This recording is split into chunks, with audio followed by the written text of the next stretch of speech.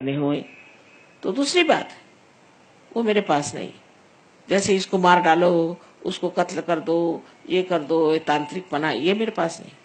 पर अगर आप परमात्मा को वास्तव में खोज रहे हैं और उसमें सच्चाई है, तो पहले ये सोचो कि हमने क्या पाया, हमें क्या मिला। ये बड़ी सोचने की विचार की बात है। मैं 1970 साल से इन लोगों के बारे में सबसे बताती आ रही, तो उन्होंने जाके बता दिया कि माँ आपको लोग मार देंगे। मैंने कहा मुझे मारने वाला अभी तक पैदा नहीं हुआ। किसी ने मेरे ऊपर केस नहीं की, किसी ने कुछ नहीं किया, सब चुपचाप बैठे। क्योंकि सच्चाई मुझे मालूम है। मैं तो उनके मुंह पर कह सकती हूँ कि तुम लोग सब झूठे हो, सबको बेवकूफ बना रहे और सबका पैसा खा रहे हो, और नर्क में ये जाएंगे और उनके साथ उनके डिसाइपल्स भी जाएंगे। ये लोग कभी आपस में झगड़ा नहीं करते। क्राइस्ट ने कहा है बहुत साफ कि सैतान will not speak against his own house. सबने एक एक कमरा ले लिया है। अरे भैया तू भी चलने दे अपना धंधा और मुझको भी चलाने दे। मेरे बारे में तू कुछ मत कहना और मैं भी तेरे बारे में, तू भी अच्छा और मैं भी अच्छा। दोनों हाथ से हम पैसा इकट्ठा करें। सिर्फ पैसा ही इकट्ठा नहीं करते, आपकी कुंडलिनी खराब कर देते हैं, आपका शारीरिक आपको तकलीफ दे देते हैं। इनको क्या अधिकार है आपकी कुंडलिनी खराब करने का, या आप लोगों को सत्य से विचलित करने का। क्योंकि आप लोग परमात्मा को खोज रहे हैं, आप लोग भक्त हैं, आप लोग सीधे साधे हैं, इसलिए आपको बेवकूफ बना रहे हैं और आप लोग भी उनके चक्करों में आ रहे हैं। वो भी मोहनी मंत्र करते हैं, वो लोग भी मेस्मरिज्म चलाते हैं। मैंने देखा है कि लोग मार खाते जा रहे हैं, मार खाते जा रहे हैं। घर में बीमारी पे बीमारी, सब तरह के आफत, उनके घर से लक्ष्मी उठ गई, सब कुछ, पर तो भी वो गुरु के पांव नहीं छोड़ेंगे। अरे भाई कुछ तो अकल रखो।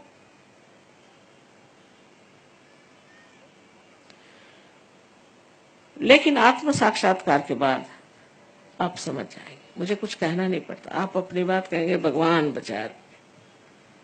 अभी आपने डॉक्टर तलवार को देखा होगा, कल ऐसे ही चक्कर में थे, वो जो भागे वहां से, तो उनका सारा खानदान, उनके सारे मित्र सब भागते। बड़े बड़े नाम, बड़े बड़े उनके घर, बड़े बड़े महल, ये सब होंगे। इससे कोई भगवान मिलने वाले हैं?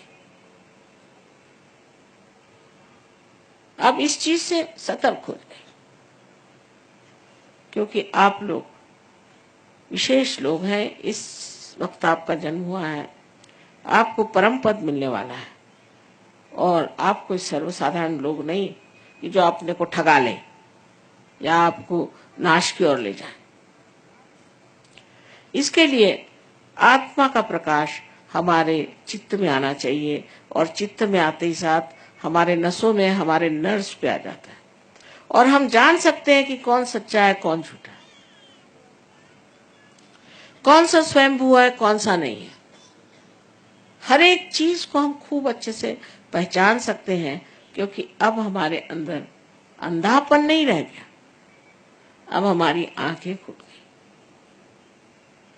यह आत्मा का बड़ा भारी आशीर्वाद है, क्योंकि उसके प्रकाश के बगैर हम परमात्मा को प्राप्त ही नहीं कर सकते।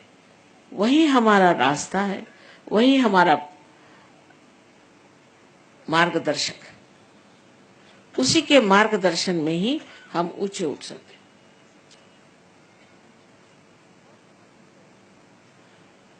और सबसे बड़ी चीज आत्मा की जो है वो ये कि आपको वो आनंद के सागर में ढकेल लेता है। आत्मा का आनंद एक अपना विशेष है। अब ये लोग देखिए सब रईस घरों के हैं, यहाँ जो आए के पास मोटरें हैं, सब घर वर है, सब कुछ। अब यहाँ बेचारे कैसे भी रह रहे, 7-8 दिन से तो ट्रेनें में रह रहे, और कुछ पूछो तो नहीं ना, हम तो बड़े आनंद में है माँ। क्योंकि आत्मा का जो आराम है, कंफर्ट है, वो बहुत बड़ी चीज है। फिर दुनिया भर की चीजों से कोई मतलब नहीं।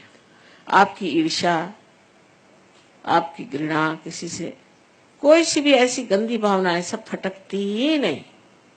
कोई है अपनी जगह, कोई दूसरा अपनी जगह, कोई एक दूसरे की गर्दन नहीं काटता, कोई एक दूसरे को सताता नहीं, बस उस आनंद के सागर में सब मौज से रह रहे हैं। अब 55 देशों के लोग हैं।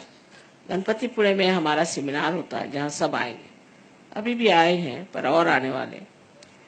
ये कभी लड़ते नहीं आपस में, कभी झगड़ते नहीं, कोई नोच खसोट नहीं, कोई कभी झूठ बोलना नहीं, कोई पैसा खाना नहीं, कुछ नहीं कुछ नहीं कुछ नहीं। जब ऐसे लोग तैयार हो जाएंगे तो सब लड़ाई झगड़ा खत्म हो जाएगा। धर्म के मामले में सब धर्मों में हमारा विश्वास है। एक ही धर्म को लेकर बैठे, हमारा ही धर्म सबसे अच्छा है, हो गया झगड़ा शुरू। आपका धर्म का सबसे अच्छा है तो क्यों नहीं सारी दुनिया में आपने शांति प्रस्थापित कर दी। तो ये हम लोग विश्व धर्म के मानने वाले हैं, क्योंकि आत्मा विश्वव्यापी है, सबके अंदर एक ही परमात्मा का प्रतिबिंब है।